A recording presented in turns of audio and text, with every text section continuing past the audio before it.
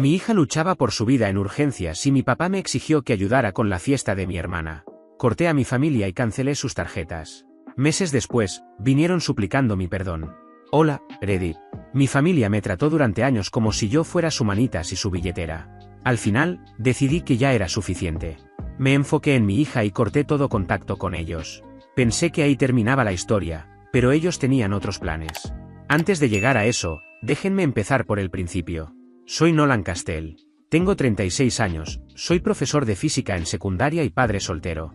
Mi esposa, Serena, falleció el mismo día en que nació nuestra hija. Desde entonces, solo hemos sido Evelyn y yo. Ella tiene 12 años, es inteligente, sarcástica y está obsesionada con el espacio. Mi familia siempre ha sido complicada. Mis padres, Conrad y Julieta, todavía creen que el respeto consiste en hacer exactamente lo que ellos dicen. Mi hermana menor, Valeria, ha sido la favorita desde que nació. Yo, en cambio, me he pasado casi toda la vida siendo el responsable de todo. Aquella mañana, el pasillo frente a la unidad de cuidados intensivos parecía otro planeta, silencioso, frío y lleno del zumbido constante de las máquinas al otro lado de las puertas cerradas. Las enfermeras iban y venían como fantasmas, tranquilas, pero sin dejar de moverse. Yo llevaba allí toda la noche. Habían ingresado a Evelyn por un ataque de asma severo que terminó convirtiéndose en algo mucho peor. Los médicos hablaban de insuficiencia respiratoria y de un estado crítico, y desde ese momento mi cerebro dejó de registrar el paso del tiempo. Me quedé sentado contra la pared, observando el monitor a través del cristal. Ahora el pitido era constante. Antes había sido un caos. Murmuraba su ritmo de respiración entre dientes. Inhala, exhala. Como si repetir esas palabras pudiera ayudarla de alguna manera. El café ya estaba frío y las manos no dejaban de temblarme. Fue entonces cuando el teléfono volvió a vibrar. Era la tercera vez esa mañana. Ni siquiera tuve que mirar la pantalla. Era mi padre. Lo dejé sonar un par de veces antes de contestar. Sí. Su voz sonó cortante, como si ya estuviera a mitad de una discusión. Nolan, llevo rato llamándote. No contestabas. Estoy en el hospital. Evelyn está en cuidados intensivos. Lo sé, respondió. Y lo siento, pero tenemos que hablar de la fiesta de compromiso de Valeria. Es mañana. Hoy tenemos que dejarlo todo montado y tu madre no puede hacerlo sola. Se suponía que tú ibas a encargarte de la comida. Por un instante pensé que lo había oído mal. Papá, ella está conectada a soporte vital. Lo sé, repitió con la misma frialdad. Pero las obligaciones familiares no desaparecen de un momento a otro. Valeria se ha esforzado mucho con esta fiesta y tu madre está destrozada intentando tenerlo todo listo. Me quedé mirando el suelo, intentando procesar que alguien pudiera decir esas palabras en voz alta. No puedo irme. Está en estado crítico. No voy a dejar a mi hija para ir a colgar guirnaldas. Él soltó ese suspiro largo y exasperado que conocía desde niño.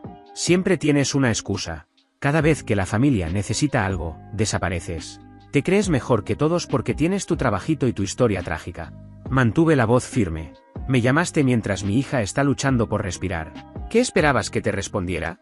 Esperaba que estuvieras aquí con tu familia, replicó. ¿O te crees el único que tiene problemas? No respondí enseguida. El silencio se alargó. A lo lejos se escuchaba a alguien llorando en voz baja al final del pasillo, un monitor pitando cada vez más rápido y una enfermera pidiendo que despejaran el área. Estaba agotado. No voy a discutir esto, le dije. Si no puedes estar cuando la familia te necesita, dijo con la voz endureciéndose, no esperes que la familia esté cuando tú la necesites. Haz lo que tengas que hacer, le respondí. Hasta a mí me sorprendió lo tranquilo que sonó mi tono, como si aquellas palabras ya no pesaran. Él guardó silencio un instante y finalmente, dijo. Entonces quedas fuera. Esperé unos segundos, más que nada para comprobar si después de eso todavía era capaz de decir algo humano. No lo hizo. Bien. Y colgué. Sin gritos. Sin sermones. Simplemente terminó. Me quedé unos segundos mirando mi reflejo en la pantalla del teléfono, como si por fin hubiera dejado de sonar un ruido que llevaba años acompañándome. Abrí la lista de contactos, busqué su nombre y lo bloqueé. Después hice lo mismo con el número de la casa. Una enfermera pasó a mi lado y me dedicó una sonrisa amable. Le devolví el gesto, guardé el teléfono en el bolsillo y me puse de pie. Sentía las piernas rígidas, pero firmes. A través de la ventana de la unidad de cuidados intensivos, Evelyn se veía diminuta entre tantos cables. Llevaba el cabello sujeto con un broche del hospital. Tenía el rostro pálido, pero tranquilo. Las máquinas respiraban por ella con un ritmo lento, un sonido constante, casi hipnótico. Volví a entrar, tomé su mano y me senté a su lado. Sus dedos ya estaban tibios. Cuando llegamos, estaban helados. El doctor había dicho que estaba estable, pero cada pitido de las máquinas seguía haciéndome contener la respiración. Le aparté un mechón de cabello de la frente y le susurré: «No estás sola, cariño. Aquí estoy». No se movió, pero seguí hablándole de todas formas. Le hablé de las estrellas que tanto le gustaban, del proyecto de la escuela en el que había estado trabajando y de aquella película de ciencia ficción tan mala que habíamos dejado a medias. Seguí hablando hasta que mi propia voz volvió a sonar firme. Me recosté en la silla, observando el lento subir y bajar de su pecho, y sentí que, por primera vez en años, podía respirar de verdad. Cuando la adrenalina empezó a desaparecer, mi mente regresó a viejos recuerdos, como si intentara entender cómo había terminado allí, solo en una habitación de hospital, con la voz de mi padre todavía resonando en mi cabeza. Supongo que todo empezó mucho antes. Cuando tenía 12 años, ayudar en la casa no significaba hacer los quehaceres o sacar la basura. Significaba hacer todo lo que mi padre no quería hacer. Si la cortadora de césped se averiaba, yo la reparaba. Si los canalones se desbordaban, yo subía a limpiarlos. Si mi madre necesitaba comprar víveres, recorría el pueblo en bicicleta y volvía con la mochila cargada hasta arriba. Nunca tenían que pedírmelo. Simplemente se daba por hecho que lo haría. Cuando cumplí 16 años, conseguí mi primer trabajo en una gasolinera. Pensé que, por fin, tendría mi propio dinero. 2 semanas después, mi padre me pidió la mitad del sueldo para ayudar con los gastos de la casa. Esa mitad nunca dejó de ser la mitad. A los 18, ya pagaba el recibo del agua porque él siempre decía que se le había olvidado. A los 20, pasaba los fines de semana arreglando su camioneta y además, cubría la renta atrasada de mi hermana porque, según ella, solo necesitaba unos días más para ponerse al día. Valeria era 7 años menor que yo y mi completo opuesto. Mientras yo era quien resolvía los problemas, ella era quien siempre necesitaba que la rescataran. Si chocaba el auto, mi padre pagaba la grúa y culpaba a la carretera. Si reprobaba una clase, mi madre decía que el profesor le tenía manía. Si lloraba, toda la casa se detenía hasta que volvía a sonreír. Una vez la enfrenté por todos sus gastos y ella solo se rió. «Solo estás celoso de que a la gente le guste ayudarme». Esa frase se me quedó grabada durante años. Mi madre tenía una forma muy particular de manipular. Nunca levantaba la voz. Usaba la culpa disfrazada de amabilidad. Cada vez que intentaba decir que no, respondía: «Eres el único con quien podemos contar». Si aún así me negaba a ayudarla, dejaba de hablarme durante días.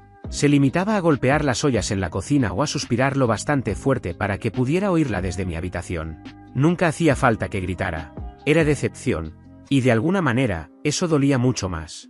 Así aprendí desde muy pequeño que decir sí mantenía la paz y que decir no me convertía automáticamente en el problema.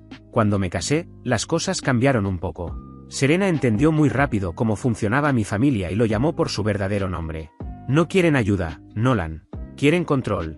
En aquel entonces no le creí. Pensaba que ser alguien en quien todos podían confiar simplemente formaba parte de mi forma de ser. Después nació Evelyn, y Serena nunca regresó a casa desde el hospital. Todo volvió a cambiar. Al principio, mis padres actuaron como si quisieran apoyarme. Se mudaron con nosotros durante unas semanas para ayudar con la bebé. Tardaron apenas 3 días en empezar a criticarlo todo. Mi padre decía que cargaba mal a Evelyn. Mi madre insistía en que no lavaba bien los biberones. Cada consejo sonaba más a un reproche que a una ayuda, como si ya hubieran decidido que estaba haciendo todo mal. Cuando les pedí un poco de espacio, me llamaron desagradecido. «Nosotros también perdimos a Serena», dijo mi madre. «No tienes derecho a echarnos así». Los dejé quedarse mucho más tiempo del que debía. En parte porque tenía miedo. Y en parte porque estaba completamente agotado. Pero cuanto más tiempo pasaban en casa, más evidente se volvía la verdad. No estaban allí por mí. Ni por Evelyn. Estaban allí porque necesitaban sentirse indispensables. Al final les pedí que se marcharan. Mi padre lo tomó como una traición. Mi madre lloró durante 1 hora y antes de irse, me dijo: «Te vas a arrepentir cuando ella crezca». No volvieron a visitarnos en varios meses. Y cuando finalmente regresaron, fue más una inspección que una visita. Recorrían el apartamento con la mirada, como si estuvieran evaluándolo todo. «Todavía no arreglas ese grifo. Evelyn está muy delgada». Ellos lo llamaban preocupación. Yo lo llamaba control disfrazado de buenos modales. Cuando Evelyn empezó la escuela, siempre se ofrecían a ayudar, pagar los útiles, llevarla de un lado a otro, cuidarla o darme dinero para lo que hiciera falta. Pero toda esa ayuda venía con condiciones. Si aceptaba el dinero, me lo echaban en cara durante meses. Si lo rechazaba, decían que era demasiado orgulloso. Con el tiempo, simplemente dejé de contestarles cuando llamaban. Eso, por supuesto, no les impidió seguir apareciendo. Ahora, sentado junto a la cama de Evelyn, por fin lo veía todo con claridad. Cada vez que hablaban de familia, en realidad hablaban de obligaciones. Cada vez que ofrecían ayuda, lo que realmente querían era que me hiciera a un lado para poder tomar el control. Y yo había permitido que eso ocurriera durante años porque creía que eso era lo que hacía un buen hijo. La enfermera entró y ajustó uno de los monitores. Los valores de Evelyn habían mejorado. Era un avance pequeño, pero seguía siendo un avance. Le di las gracias y cuando salió de la habitación, volví la vista hacia mi hija. Incluso rodeada de tubos y cables, transmitía una tranquilidad que yo hacía mucho tiempo había perdido. Fue entonces cuando entendí algo. Mis padres nunca me enseñaron qué era el amor. Me enseñaron qué significaba ser útil. Para ellos, el amor se medía en favores, obediencia y en cuanto podía dar sin romperme. Pero Evelyn no iba a crecer creyendo eso. No mientras yo pudiera evitarlo. Me incliné hacia ella, le acaricié la mano con suavidad y le susurré. No estás aquí para arreglar la vida de nadie, cariño. Solo estás aquí para vivir la tuya. Sus dedos se movieron apenas. Fue un gesto mínimo, casi imperceptible. Pero bastó. Me acomodé en la silla y dejé que aquel pensamiento terminara de asentarse. No me criaron para sentirme querido. Me criaron para servir. Pero eso termina aquí. Alrededor del mediodía del día siguiente, revisé el teléfono por primera vez desde la discusión con mi padre. 32 mensajes sin leer iluminaban la pantalla. Todos eran del chat familiar. Familia Castell, acompañado del emoji de un girasol que Valeria había puesto años atrás. Lo abrí.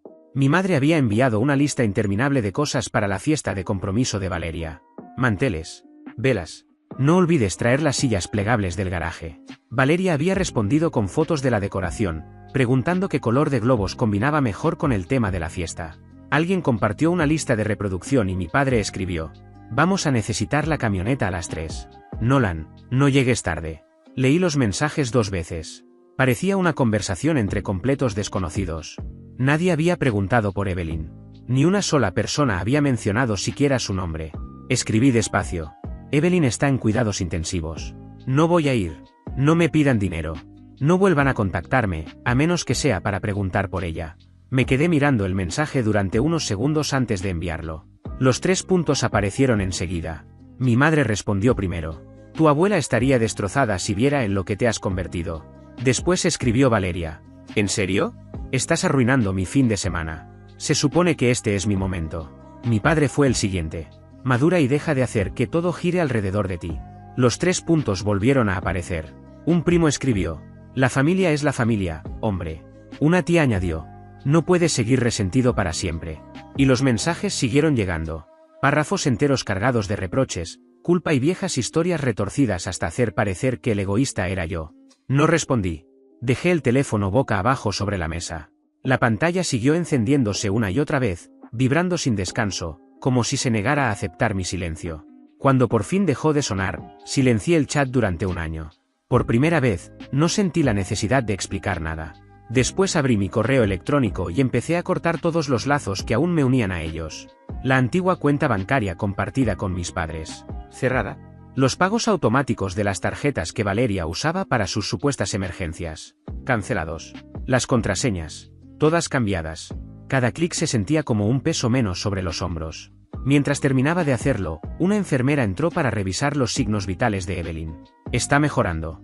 Sus niveles de oxígeno se mantienen estables. Asentí y le di las gracias. La enfermera sonrió antes de salir de la habitación. Miré la mano de Evelyn sobre la manta. De vez en cuando, sus dedos hacían pequeños movimientos que me recordaban que seguía luchando. Me incliné un poco hacia ella y susurré. ¿Estamos bien, cariño? Que ellos hagan su fiesta. Nosotros nos quedamos aquí. Apoyé la espalda en la silla y pensé en lo ruidosa que había sido toda mi vida. Llamadas constantes. Exigencias. Culpa. Personas disfrazando de amor todo aquello que, en realidad, solo me robaba la paz. Había vivido rodeado de tanto ruido que ni siquiera me había dado cuenta de lo agotado que estaba. Y ahora que por fin había desaparecido, el silencio se sentía extraño. Como salir de una habitación abarrotada y respirar aire fresco por primera vez. Ligero, pero desconocido. Miré por la ventana. Afuera había empezado a nevar. Los copos caían despacio y se iban pegando al cristal. Recordé una tarde en que Evelyn tenía 6 años. Estaba intentando atrapar copos de nieve con los guantes y de repente, dijo. Cada uno es diferente, papá. Son como huellas digitales, pero más frías. Ese recuerdo me golpeó con fuerza. Siempre había sido muy observadora, con una agudeza que la mayoría de los adultos ni siquiera alcanzaba a notar. Tomé su tablet del buró y puse uno de sus documentales favoritos sobre el espacio, dejando que la voz tranquila del narrador llenara la habitación. En el silencio del espacio, todo se mueve, pero nada hace ruido. Dejé que aquella frase flotara en el aire. Mi teléfono volvió a vibrar. Era un mensaje de Valeria, esta vez fuera del chat familiar. Estás exagerando. Mamá está llorando. Pudiste haber dicho simplemente que estabas ocupado. Ni siquiera terminé de leerlo. Bloqueé su número. Igual que había hecho con el de mi padre. Bloquearlos no los sacaba del chat familiar, pero al menos mantenía mi teléfono en silencio. Por una vez, podían contar la historia como les diera la gana. Ya no me importaba. Volví a centrar toda mi atención en Evelyn. El ritmo constante de su respiración acompañaba el pulso pausado del monitor. Las líneas que recorrían la pantalla eran un recordatorio silencioso de que seguía con vida. Durante años me habían enseñado a medir mi valor por todo lo que era capaz de dar. Dinero, tiempo, paciencia, silencio, todo a cambio de una falsa sensación de paz. Ahora estaba sentado en una silla de hospital, destrozado en casi todos los sentidos posibles, pero, por primera vez en mucho tiempo, libre. A la tarde siguiente, Evelyn estaba lo bastante estable como para que, por fin, dejara de contar los segundos entre un pitido y otro del monitor. El doctor dijo que estaba respondiendo bien al tratamiento. Por primera vez en varios días, me permití creer que iba a salir adelante. Acababa de salir a comprar un café en la máquina expendedora cuando vi a mi padre caminando por el pasillo. No tenía por qué estar allí. Llevaba los hombros erguidos y avanzaba con ese paso pesado que, cuando yo era niño, parecía adueñarse de cualquier lugar al que llegaba. Mi madre caminaba unos pasos detrás, aferrada a su bolso como si eso pudiera darle seguridad. Ni siquiera se acercó al mostrador de recepción ni habló con ninguna enfermera. Vino directo hacia mí. Nolan, lo dijo con la suficiente fuerza como para que medio pasillo levantara la vista. Tenemos que hablar. No me moví. No deberías estar aquí. Era el día después de la fiesta de compromiso de Valeria. Había venido a exigir una disculpa, decidido a salirse con la suya. Se detuvo a pocos pasos de mí, sin apartar la mirada. Bloqueaste mi número. Eso es infantil. ¿De verdad crees que cortar a toda tu familia te convierte en un buen padre? Miré de reojo hacia la estación de enfermeras. Dos de ellas fingían estar ocupadas. Este no es el lugar. Evelyn está descansando. Precisamente por eso he venido, respondió. Avergonzaste a toda la familia con ese mensaje. Humillaste a tu madre y a tu hermana. Solo dije la verdad. Y eso no es humillar a nadie. Es llamar a las cosas por su nombre. Dio un paso más hacia mí. Hablas como si fueras un extraño.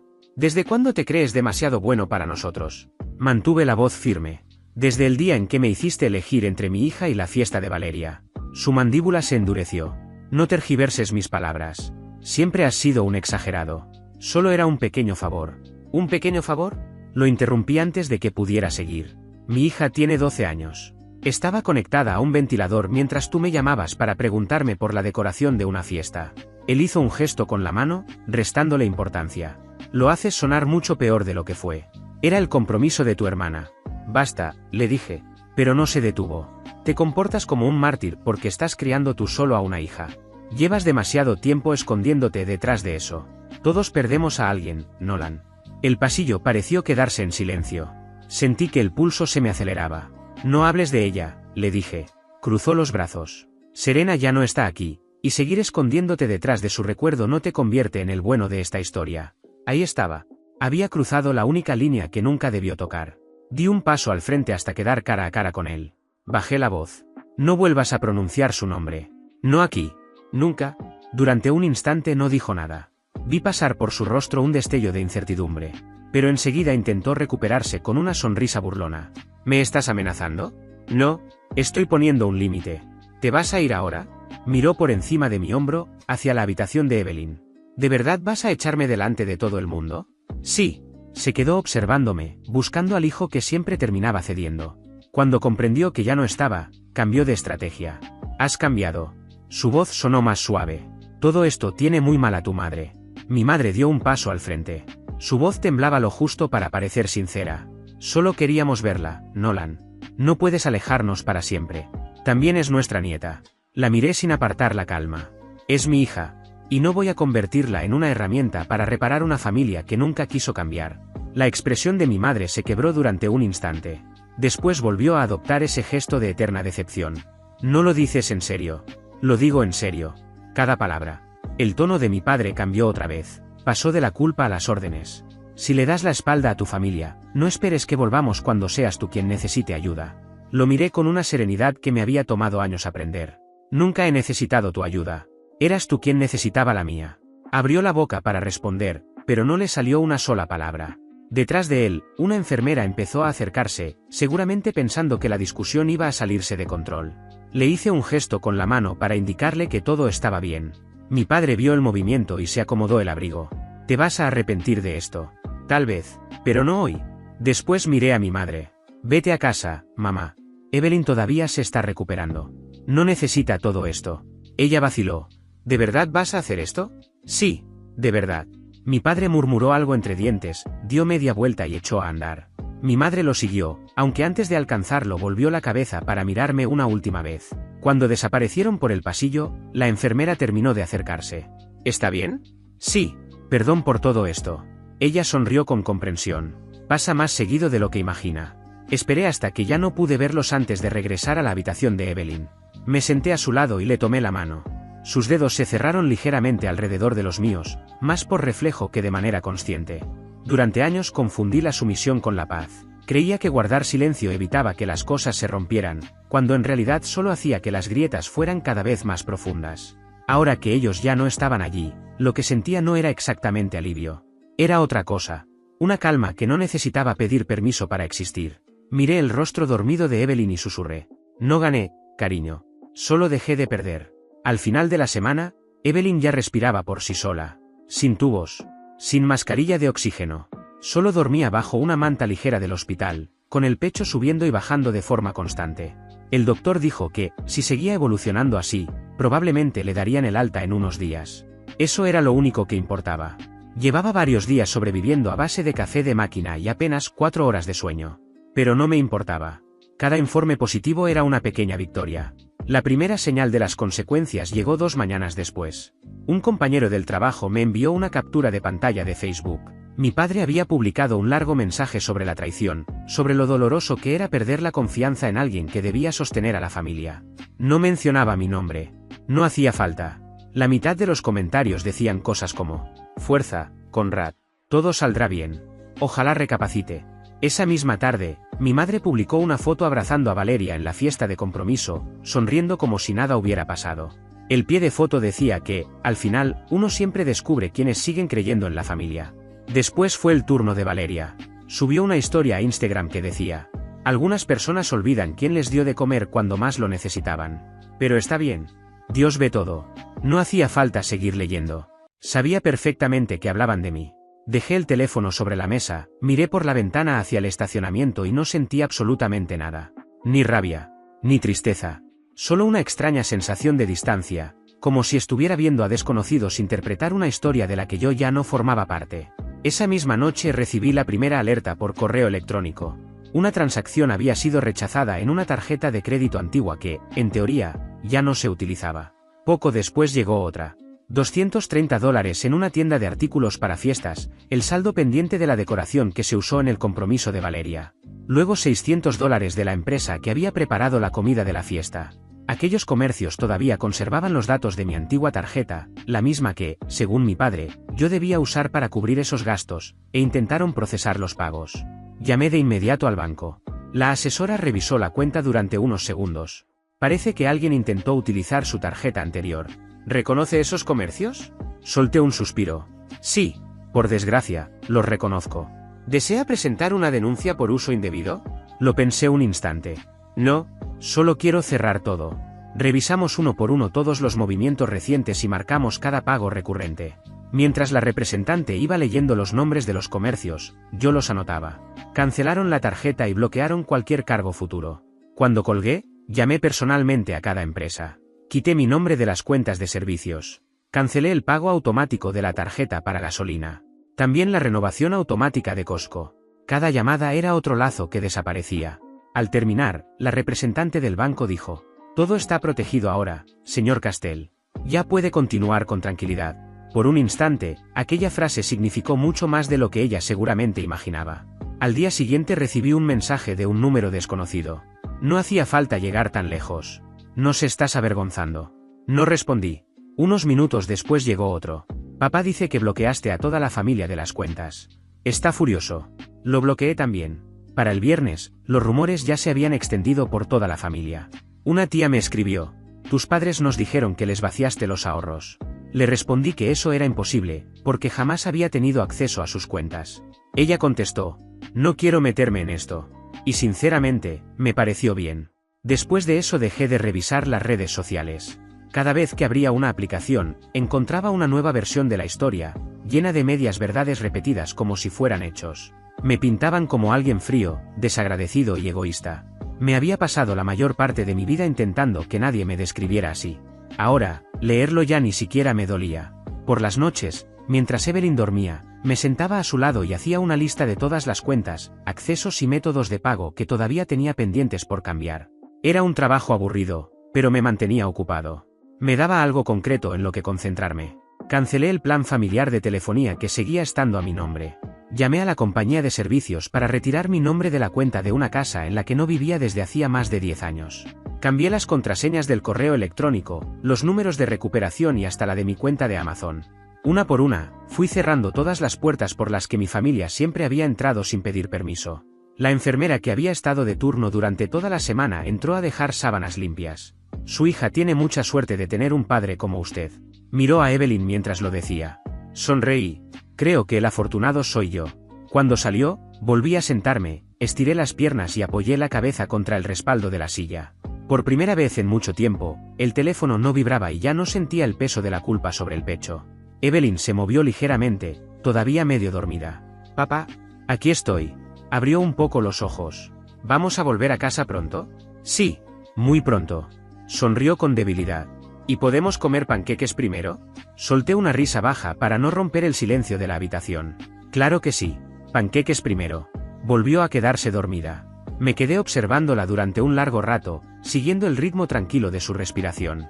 Todo en aquella habitación era predecible. El pitido del monitor. El suave zumbido de la ventilación. Las luces fluorescentes. Después de tantos meses rodeado de ruido, discusiones y llamadas interminables, aquella rutina silenciosa se parecía mucho a la paz. Mi familia podía contar la historia que quisiera. Podían retorcer los hechos hasta convertirme en el villano. Pero la verdad era mucho más sencilla. Yo ya no estaba reaccionando. Miré a Evelyn, tranquila y a salvo, y comprendí que el silencio no era soledad. Era libertad. Una semana después, el doctor firmó el alta y por fin pudimos volver a casa. El apartamento se sentía diferente, como si hubiéramos regresado después de una ausencia mucho más larga de la que realmente había sido. El aire olía distinto. Aire de verdad. No el ambiente estéril que salía de los conductos del hospital. Evelyn entró despacio. Todavía estaba un poco pálida y llevaba un oxímetro sujeto al dedo. Miró a su alrededor y sonrió. ¿Casa? Hizo una breve pausa y volvió a decirlo, esta vez con más entusiasmo. ¿Casa? Sonreí. Sí, por fin. Lo primero que hicimos fue desempacar sus cosas. Las tarjetas de Recupérate Pronto que le habían enviado sus compañeros de clase. Su astronauta de peluche. Y la manta que una de las enfermeras le había regalado antes del alta. Mientras ella descansaba en el sofá, aproveché para ordenar un poco el apartamento y preparé la sopa que más le gustaba, la que llevaba fideos pequeños con forma de letras. Aquella primera noche insistió en dormir en su propia cama. Le revisé el oxímetro muchas más veces de las necesarias. A ella no pareció importarle. Eres como un sistema de seguridad. Lo dijo medio dormida. Sonreí. Sí, uno que nunca se apaga. A la mañana siguiente, la luz del sol se coló entre las persianas y por primera vez en mucho tiempo, el día no se sintió como otra batalla que había que superar. Era simplemente, un día. Poco a poco volvimos a nuestra rutina. Desayuno. Medicinas. Una caminata tranquila por el vecindario. Las tareas repartidas sobre la mesa del comedor. Evelyn seguía dibujando planetas en las hojas de matemáticas. Yo nunca se lo impedía. El miércoles regresé al trabajo durante unas horas. Mis alumnos me recibieron con una nota de bienvenida pegada en el pizarrón y varios chistes escritos en las esquinas. El director me dijo que me lo tomara con calma. Esa es justamente la idea. Aquella tarde, Evelyn y yo volvimos a preparar panqueques. Esta vez les dimos forma de estrellas. Uno terminó deshaciéndose en la sartén. Ella soltó una carcajada. Es una supernova. Tenía toda la razón. La tranquilidad, sin embargo, no duró mucho. El viernes por la mañana sonó mi teléfono. Número desconocido. Lo dejé pasar al buzón de voz. Un minuto después volvió a llamar. Esta vez contesté. ¿Señor Castell? La voz me resultó inmediatamente familiar. Habla el pastor Dante. Claro, tenía que ser él. Sus padres me pidieron que me comunicara con usted. Están preocupados por usted y por Evelyn. Mantuve un tono cortés. Estamos bien, pastor. Gracias por llamar. Él dudó un instante. No querían molestarlo, Nolan. Ya sabe cómo puede llegar a ser la familia. Sí, sé perfectamente cómo puede llegar a ser. Hice una breve pausa. Le agradezco su preocupación, pero estamos bien. ¿Quiere que se lo transmita? Por favor. Colgué antes de que pudiera añadir algo más. El resto del día, mi teléfono permaneció en silencio. Y eso se sintió como un pequeño avance. Esa noche, Evelyn y yo nos sentamos en el sofá a ver un documental sobre la naturaleza. A mitad de la película, apoyó la cabeza sobre mi hombro. La siguiente interrupción llegó 2 días después. Era un mensaje de Valeria enviado desde otro número. El teléfono de Marco. Hola. Sé que las cosas están raras entre nosotros. Marco y yo necesitamos una ayuda este mes. Estamos muy justos con la renta. Solo hasta que nos pongamos al día. Lo leí 2 veces. Después respondí. No soy tu banco. Soy tu hermano. Hay una gran diferencia. Vio el mensaje casi al instante. No tienes por qué ser tan cruel. Escribí una última respuesta. No soy cruel. Simplemente ya terminé. Cuando volvió a escribir, bloqueé también el número de Marco. Dejé el teléfono boca abajo y no volví a tocarlo. Después de eso, la tranquilidad empezó a sentirse como algo natural. Evelyn volvió a dibujar. Cohetes. Cometas. Incluso algunos robots. Salíamos a caminar después de cenar, con su mano agarrada de la mía y el aire fresco acariciándonos la cara. Me hablaba de su proyecto para la Feria de Ciencias como si fuera una misión ultrasecreta. Y yo escuchaba cada palabra. Una noche, mientras ella dibujaba en la mesa, abrí la computadora y encontré un correo del distrito escolar. Buscaban a alguien para dirigir el equipo regional de física ese año. Mi primera reacción fue decir que no. Era la costumbre. Pero, por primera vez en mucho tiempo, cambié de idea. Respondí que aceptaba. Cuando se lo conté a Evelyn, sus ojos brillaron de emoción. ¿Vas a ganar? Me reí. No se trata de ganar. Ella sonrió sin levantar la vista del dibujo. Todo se trata de ganar. Levanté una ceja. Ah, sí, le pregunté. Sí, hasta la paz se gana, me respondió. Y siguió dibujando como si no acabara de decir algo más sabio que la mayoría de los adultos que conozco. La semana siguiente transcurrió de la mejor manera posible. Trabajo. Coser. Tareas. Dormir. Sin llamadas inesperadas. Sin reproches. Sin cuentas misteriosamente reactivadas. Solo una vida normal. Arreglé la silla de la cocina que llevaba meses tambaleándose. Cambié el foco del pasillo. Evelyn se burló de mí por ponerme al día con los quehaceres. Estás en racha. No la arruines. El domingo por la noche hicimos tacos y vimos media película antes de que Evelyn se quedara dormida apoyada en mi brazo, respirando con calma. Apagué el televisor y permanecí allí, sin moverme. Fue entonces cuando lo comprendí. Así era como se sentía realmente la paz. No era un gran momento. Ni un final perfecto. Eran esas pequeñas cosas que ya no dolían. Pasaron 3 semanas sin un solo mensaje, llamada o rumor. La calma permaneció. Y poco a poco me acostumbré a ella. Evelyn ya había vuelto a la escuela. Estaba sana. Volvía a hacer bromas. El apartamento por fin volvía a sentirse nuestro. Sin fantasmas. Sin ruido. Solo vida. Era una mañana de sábado cuando llamaron a la puerta. 3 golpes cortos. Después, silencio. No esperaba a nadie. Al abrir, encontré a Conrad y a Julieta de pie frente a mí. Mi padre llevaba una camisa de franela perfectamente planchada, intentando aparentar naturalidad. Mi madre sostenía una pequeña caja envuelta en papel plateado. Los dos parecían distintos. No físicamente. Era su presencia. Como si, de alguna manera, se hubieran hecho más pequeños. Antes de que pudiera decir una sola palabra, Evelyn salió corriendo desde la sala. ¡Abuela! ¡Abuelo! La alegría de su voz me dejó sin aliento. Los abrazó a los dos antes de que pudiera reaccionar. Mi primer impulso fue pedirles que se marcharan para proteger la paz que tanto nos había costado recuperar. Pero entonces vi la expresión de Evelyn. Era una felicidad tan sincera que no fui capaz de hacerlo. Me aparté de la puerta. 5 minutos. Todavía se está recuperando. Mi padre asintió. Es justo. Entraron despacio, como si temieran romper algo. Evelyn les hizo señas para que se sentaran, aunque mi padre prefirió quedarse de pie. Mi madre le entregó la caja. Esto es para ti. Evelyn rompió el papel con cuidado y abrió los ojos de par en par. Es el telescopio. El del catálogo. Lo sostuvo entre las manos como si fuera el mayor tesoro del mundo. Papá, mira. Miré el regalo. Era exactamente el mismo modelo que me había enseñado meses atrás por internet. El mismo al que le prometí que compraríamos cuando termináramos de pagar las cuentas del hospital. Volvió a abrazarlos antes de salir corriendo a su habitación para buscar el mejor lugar donde colocarlo. El silencio que quedó después fue pesado, pero no hostil. Mi padre se aclaró la garganta. No hemos venido a pelear. Me alegra oírlo. Asintió lentamente. He tenido tiempo para pensar. Presioné demasiado. Creía que mantener el control era la única forma de mantener unida a la familia. Mi madre bajó la mirada. Solo queríamos ayudar, pero terminamos empeorándolo todo. Guardó silencio un instante antes de añadir. La extraño. Extraño mucho a Evelyn. Crucé los brazos. Podrían haber empezado por decir eso, en lugar de mandar al pastor Dante o intentar dejarme como el malo delante de todo el mundo. Mi padre hizo una mueca. Tienes razón. Nada más. Sin excusas. Sin intentar justificarse. Eso era nuevo. Me senté frente a ellos. Solo voy a decir esto una vez, así que escúchenme bien. Hay reglas. Mi madre asintió de inmediato. Las que hagan falta. Nada de manipulación. Nada de hacerme sentir culpable. Nada de sacar el dinero cada vez que haya una discusión. Y no vuelvan a aparecer sin avisar. Si quieren venir, primero me escriben y esperan a que yo les diga si es buen momento. Mi padre me sostuvo la mirada durante varios segundos. Después asintió. Entendido. En ese momento volvió Evelyn, abrazando la caja del telescopio. ¿Podemos armarlo esta noche? Claro, si el cielo está despejado. Mi madre le sonrió con cautela, pero con sinceridad. Nos gustaría verlo contigo, si no les molesta. Miré a Evelyn, no a ellos. Ella estaba sonriendo. Y esa fue toda la respuesta que necesitaba. Ya veremos. Cuando se marcharon, el apartamento volvió a quedarse en silencio.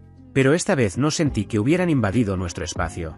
Fue más bien como abrir una ventana durante unos minutos para dejar entrar aire fresco y volver a cerrarla después. Aquella tarde estaba lavando los platos cuando volvieron a llamar a la puerta. 2 golpes. Una breve pausa. Y un tercero. Era un ritmo distinto. Al abrir, encontré a Valeria. Marco permanecía un paso detrás de ella, con las manos en los bolsillos y la expresión de quien preferiría estar en cualquier otro sitio. Valeria parecía nerviosa. Llevaba muy poco maquillaje y hablaba mucho más bajo de lo habitual. ¿Podemos hablar? Me apoyé en el marco de la puerta. Depende. ¿De qué? Tragó saliva. De si estás dispuesto a escucharme. Evelyn asomó la cabeza desde el pasillo. Tía Valeria. Valeria sonrió con timidez. Hola, cariño. Me hice a un lado para dejarlos pasar. Que sea rápido. Valeria se quedó de pie junto a la barra de la cocina, dándole vueltas al anillo que llevaba en el dedo. Fui egoísta. Respiró hondo antes de continuar. Hice que todo girara alrededor de mí, incluso cuando tú solo intentabas proteger a Evelyn. También publiqué cosas en internet que nunca debí decir. Bajó la vista. Lo siento. Marco asintió. Lleva tiempo queriendo decirte eso. Valeria continuó. Sé que un perdón no arregla todo lo que hicimos. Pero no quiero que Evelyn crezca pensando que nos odiamos.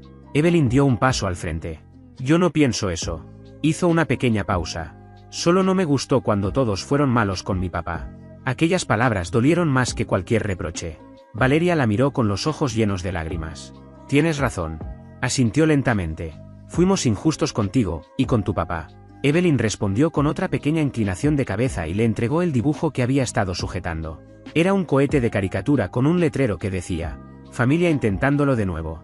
Valeria sonrió mientras se secaba las lágrimas. Gracias. La miré fijamente. Quiero dejar una cosa muy clara. Esperé a que levantara la vista. Si quieres volver a formar parte de nuestras vidas, tienes que entender que ya no voy a ser tu salvavidas. No habrá préstamos. No habrá rescates.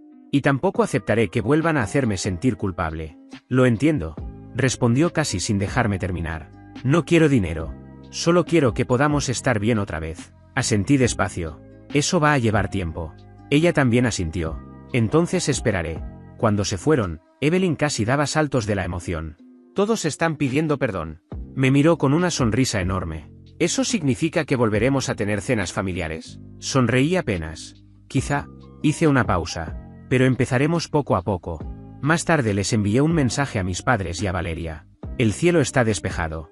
Si quieren ver Júpiter, pueden venir a las 8. Será una visita corta. Aquella noche el cielo estaba lo bastante despejado para observar las estrellas. Armamos el telescopio en el balcón. Dejé que Evelyn hiciera casi todo. Montó el trípode, ajustó los tornillos y colocó el lente con una seguridad que me hizo sonreír.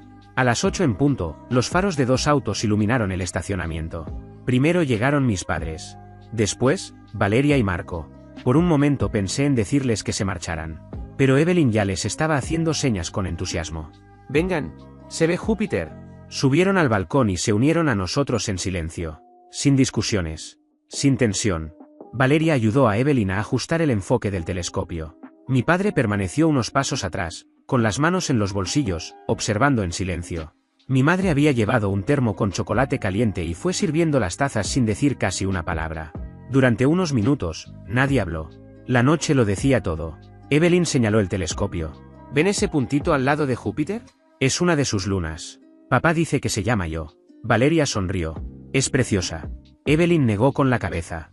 No, es ardiente. Sonrió con orgullo. Por eso me gusta. Nunca se queda quieta. Mi padre soltó una risa suave. Me recuerda a alguien. Lo miré de reojo. No estaba mirándome a mí. Solo contemplaba a su nieta con una ternura que hacía muchos años no veía en sus ojos. Aquella paz no era perfecta. Era frágil. Cuidadosa. Quizá incluso temporal. Pero era real. Cuando todos se marcharon, arropé a Evelyn en su cama. Seguía hablando del telescopio y de lo increíble que era poder ver las estrellas con tanta claridad. Me quedé un minuto junto a la puerta de su habitación, escuchándola tararear hasta que se quedó dormida. Perdonarlos no significaba volver a confiar en ellos. Significaba enseñarle a Evelyn que el amor también puede tener límites. Y que, aún así, sigue siendo amor. Gracias por ver. Si aún no te has suscrito, por favor hazlo y activa la campana de notificaciones para mantenerte al día con más historias impactantes de la vida real que suceden a tu alrededor.